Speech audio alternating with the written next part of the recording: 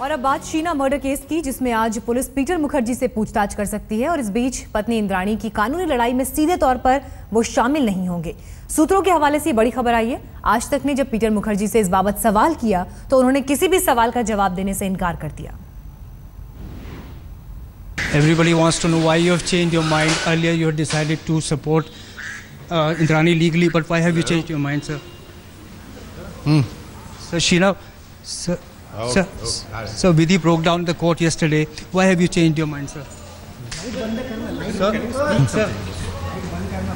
Sir, the police is not interested in taking your statement, sir. The police is not interested in taking your statement, sir.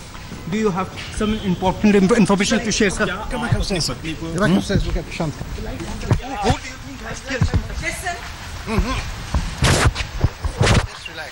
Sir, these are all valid questions. Everybody wants to know, sir.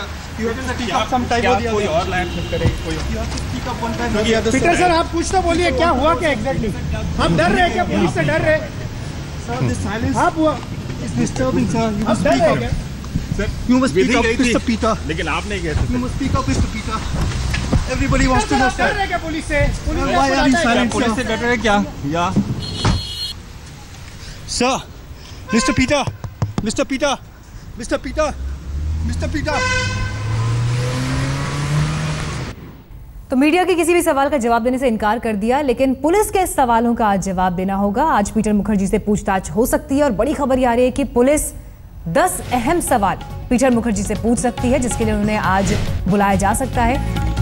कौन कौन से वो सवाल होंगे? देखिए, शीना से इंद्राणी का व्यवहार कैसा था, इसके अलावा शीना और राहुल की सगाई पर आपका क्या रुख था, सगाई पर आपने राहुल से क्या कोई बात की थी, आप शीना की आर्थिक मदद करते थे,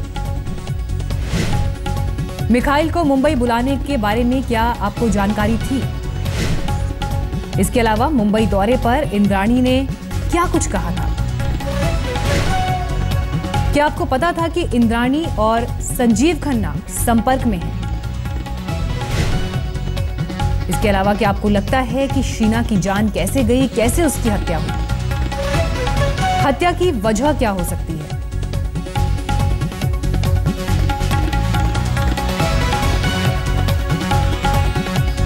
तो ये वो तमाम सवाल हैं जो आज पुलिस की पूछताछ में शामिल हो सकते हैं। पीटर मुखर्जी जी आज पूछताछ के लिए बुलाया जा सकता है, इस तरह की खबर आ रही है। हालांकि इससे पहले जब मीडिया ने उनसे बात करने की कोशिश की तो उन्होंने किसी भी सवाल का जवाब देने से इनकार कर दिया।